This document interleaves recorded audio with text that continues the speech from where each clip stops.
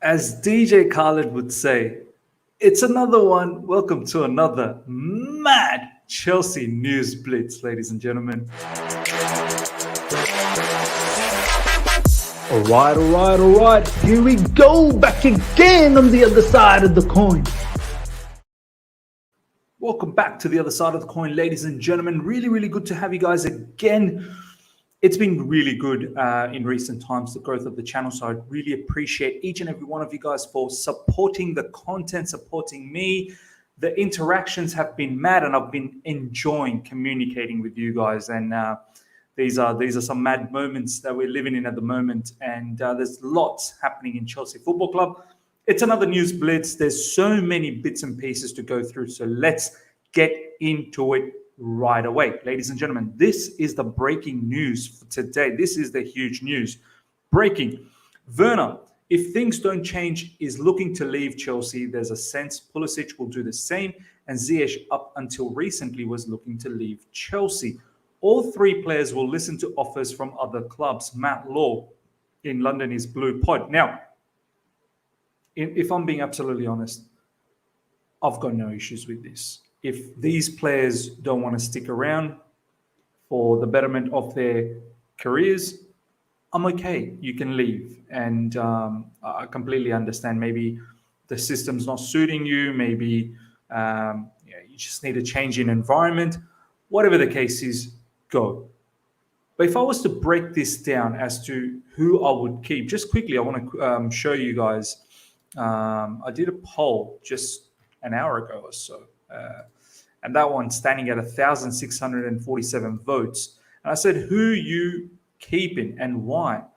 All right, now Ziyech leading 33%, 31.7% is actually going for Timo Werner. So it's quite mad. I thought a lot of people would choose none of the above, but maybe there's some recency bias in it. Maybe there isn't. But if it was up to me, and if I was to break this down, and if I was to think who would I keep, first of all, if they want to go, they can all leave. That's number one rule.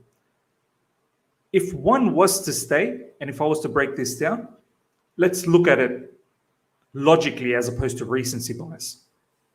Timo Werner, for me, he lacks a lot of technical ability, if I'm being absolutely honest. I know he banged in a lot of goals for Leipzig, but he simply doesn't have that technicality that we require, not just in the Premier League, but any other leagues. I don't know how he got away with it in the Bundesliga, but it is what it is. For me, his touches, his final third decision-making, just running wild, not even thinking, finishing is poor. So for me, he's out. He definitely is one that's got to go. Between Christian Pulisic and Ziyech, I honestly thought Christian Pulisic was going to be a superstar at Chelsea Football Club. His skill set, his talent is immense, but it seems like he can never fulfill those talents. And yeah, injuries have hampered it. Yep, playing out of position has hampered it. But you have to ask the question as well. Why has he been playing out of position? Why doesn't Thomas Tuchel prefer him in his preferred position? And I feel like now, after 3 seasons, almost 3 seasons, I don't know if I want to persist with this particular player. As much as I love his skill set, him dribbling, looking down, not looking up, the massive inconsistency in his game, it's not like his absolute lethal shooting technique as well. Yeah, he scores goals, but it's not like he's clinical all the time. And overall, like sometimes his physicality is a bit of a concern too in the Premier League. That's why he picks up a lot of injuries. So for me, he's another one gone. Ziyech, you may think, oh, Miz, you love Ziyech. That's where you're going. Look, as I said, if he needs to go, he can go as well.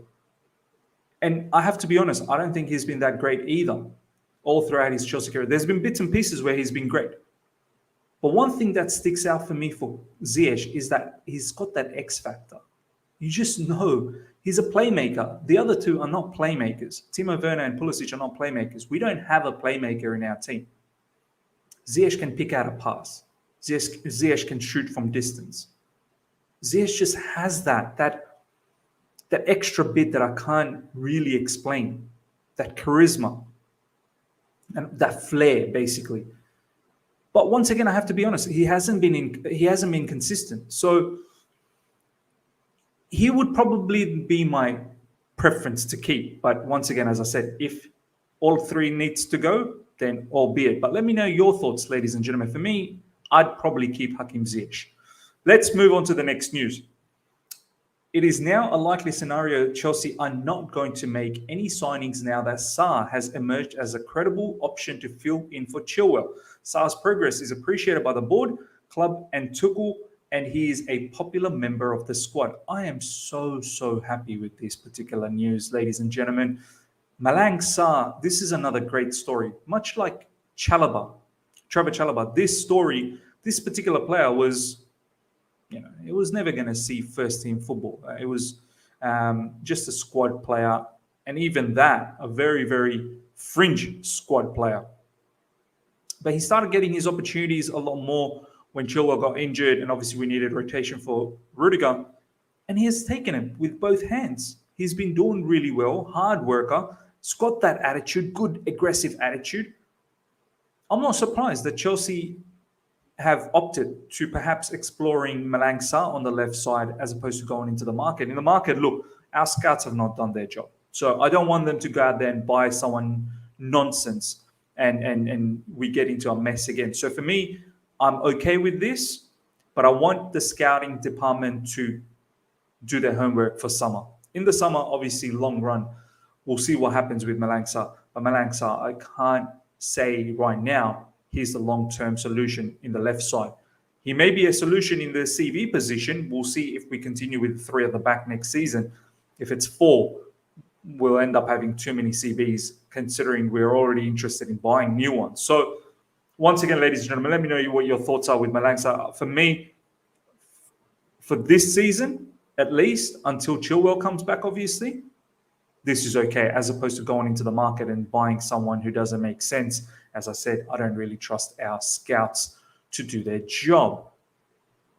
I think Chelsea will try and jump the gun on Jules Kounde. They'll be worried of some kind of a summer auction. Chelsea have a very good relationship with his agent, and Kounde was very upset he didn't join Chelsea in the summer. Once again, ladies and gentlemen, we better not screw this up. This particular defender is brilliant. I've seen him play. I'm pretty sure you guys have seen him play. Great ball playing ability.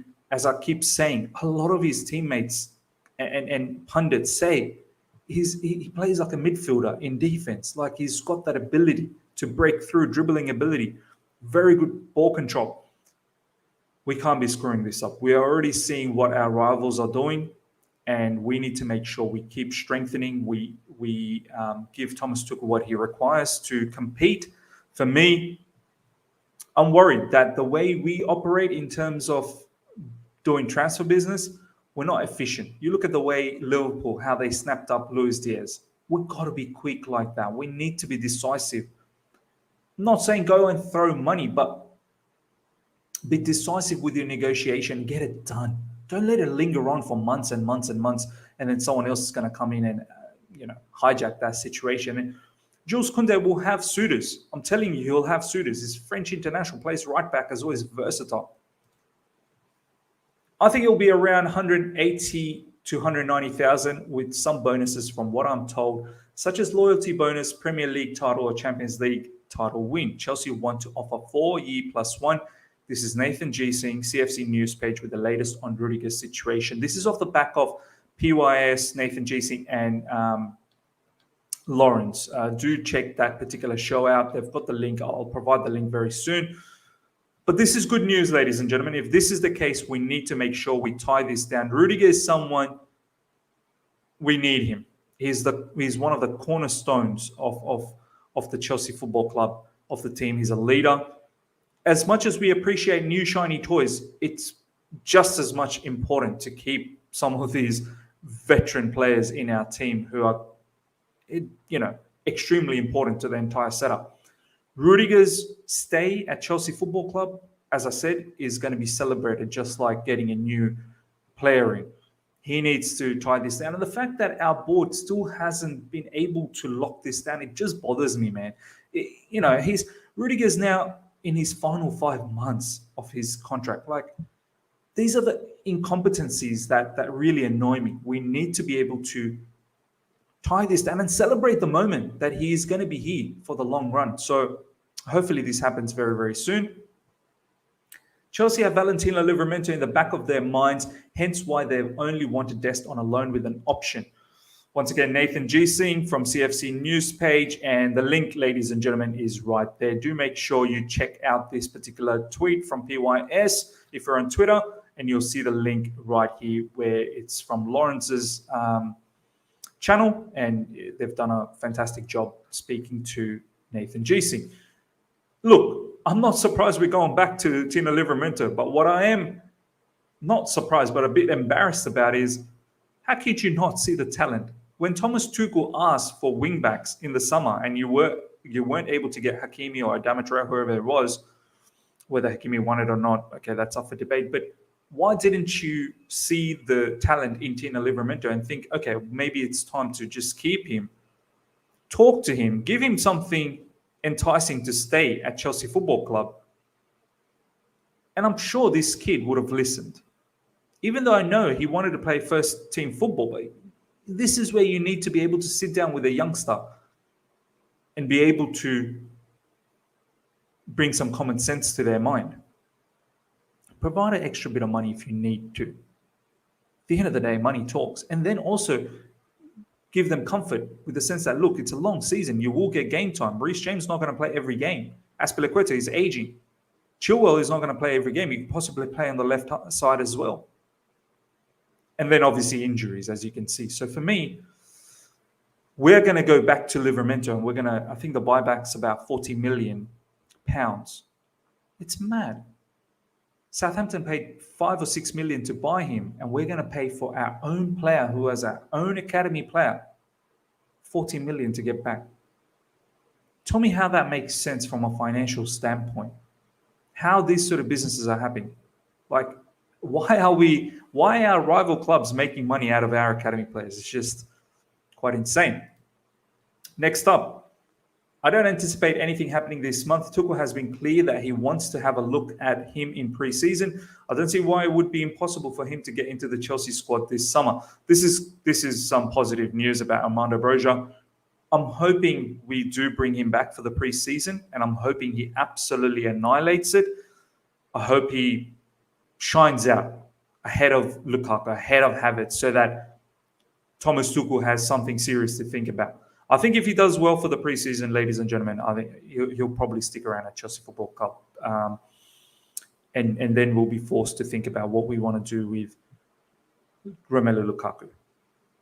At the end of the season, if Romelu Lukaku doesn't bang in goals and he still has that attitude problem, well, something needs to be thought about. And if this player comes in the preseason and kills it, I hope he does. I hope we at least get an opportunity to see him in preseason and give himself the best chance to make it to Chelsea Football Club. Conor Gallagher is going to come back. Tuchel really likes him and wants him to be part of Chelsea's first team squad next season. He's another superstar. Honestly, he's killing it at Palace, and he's another player that I would like to see in our setup. We're short in midfield. We do need to think about what we want to do with Jorginho. Kounde is regularly injured. Kovacic picks up the injury as well. We do need to think about keeping players like Conor Gallagher. These academy players, once again, other rival clubs will be making money out of them. Armando Broja, if we sell him for 30, 40 million, whatever the case is, and have a buyback for about 60, 70, Armando Broja will make it. He'll be a superstar. Just like Conor Gallagher, he will make it. He will be a superstar. If we sell him to Crystal Palace will later on clean up for Conor Gallagher. Conor Gallagher can score goals as well. Tenacious. These are the attributes that we need in our team. And something to think about once again. I still think he will probably be a West Ham player next season. He is a boyhood Chelsea fan, so I imagine he would jump at it having a chance to join Chelsea. Would he want to move up north? This is Jacob Steinberg in regards to Declan Rice, ladies and gentlemen. Look, for me, he's a fantastic player. Declan Rice is an unbelievable player, and I wouldn't mind him, but the price tag, 100 million. We don't want to make these sort of mistakes again. This is where I want our scouts to do their business. Find gems for 30, 35 million, 40 million, around that mark. who can turn into superstars and maybe become a legacy, leave a legacy at Chelsea Football Club, become a legend. I don't know. We need to find that type of a player. 100 million on Declan Rice is in a DM position. I think that's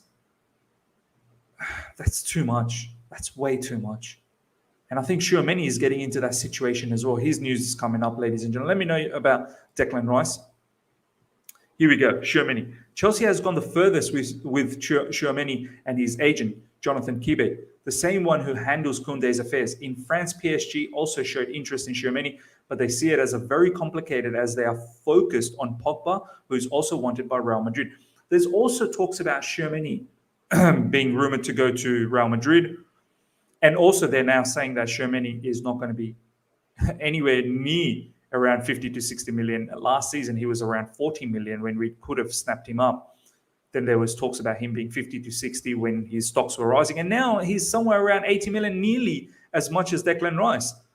And now I'm having to think, well, if I'm not going to take Declan Rice for the money, I'd probably have to think similarly for Tchouameni as well. That level of money, at least with Declan Rice, if both of them have the same sort of money value, I'd probably take Declan Rice because of his Premier League proven status. With Tchouameni, as great as he is, he hasn't played a game in the Premier League, and we all know how difficult Premier League is. I've got no doubt he'll still succeed, but with that level of money, we don't need to make these sort of mistakes again. And I'm not saying it will be a mistake, but we've been burned with big-time signings. Look at the Romelu Lukaku situation. Look how much we're in the mud with that. So I would look at other avenues. Julian Weigl is someone that we've been linked with. Frank Kessié is another one. But there's plenty like that. There's plenty.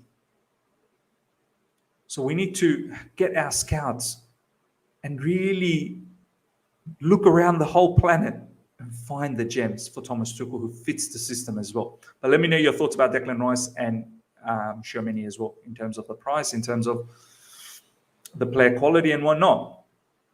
This is an interesting news, ladies and gentlemen. A man that is fast getting forgotten. I feel like Everton are interested in Chelsea midfielder Ruben Loftus-Cheek, but Thomas Tuchel has been keen to keep him at Stamford Bridge. Look, as much as I love the fact that Thomas Tuchel is keen to keep him,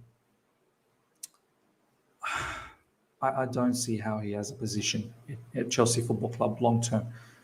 Yeah, he could be a rotational player, but is that what he wants to be? Is that what Ruben Loftus-Cheek wants to be, a rotational player at Chelsea Football Club? I mean, he can be something even bigger.